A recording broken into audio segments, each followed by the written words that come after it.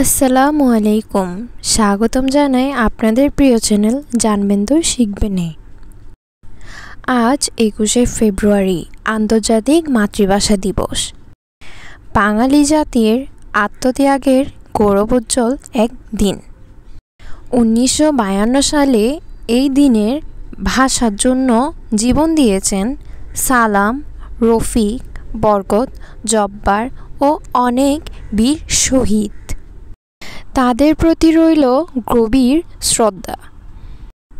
1947 সালে দেশভাগের পর পূর্ব পাকিস্তানের মানুষ বুঝতে পারেন তাদের ভাষা ও সংস্কৃতি হুমকির মুখে।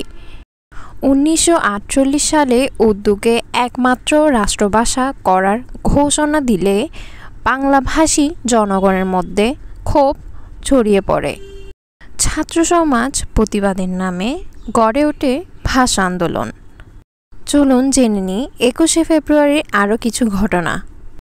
1952 সালে 21শে ফেব্রুয়ারি ঢাকা বিশ্ববিদ্যালয়ের ছাত্ররা 144 ধারা ভঙ্গ করে বাংলা ভাষার দাবিতে মিছিল বের করেন।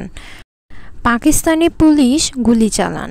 শহীদ হন সালাম, রফিক, বরকত, জব্বার সহ অনেক ছাত্র।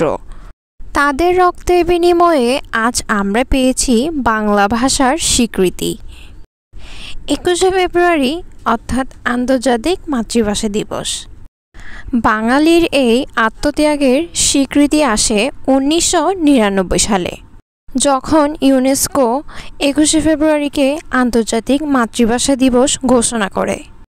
এখন বিশ্বের বিভিন্ন দেশ মাতৃভাষার অধিকার ও সংরক্ষণের গুরুত্ব উপলব্ধি করেছে। প্রিয় দর্শক বন্ধুরা, চলুন আমরা ভাষা শহীদদের প্রতি শ্রদ্ধা জানাই। 21শে ফেব্রুয়ারি এই দিনে আজ আমরা ভাষা শহীদদের প্রতি শ্রদ্ধা জানাই। তাদের আত্মত্যাগ আমাদের অনুপ্রেরণা। আমাদের দায়িত্ব মাতৃভাষার সঠিক ব্যবহার ও সংরক্ষণ করা, নতুন প্রজন্মকে ভাষার গুরুত্ব শেখানো। চলুন আমরা প্রতিজ্ঞা করি বাংলা ভাষার মর্যাদা ও শুদ্ধতা রক্ষা করব। ভাষা আন্দোলনের চেতনাকে হৃদয়ে ধারণ করব। আমার ভাইয়ের রক্তে রাঙানো 21শে ফেব্রুয়ারি আমি কি ভুলিতে পারি?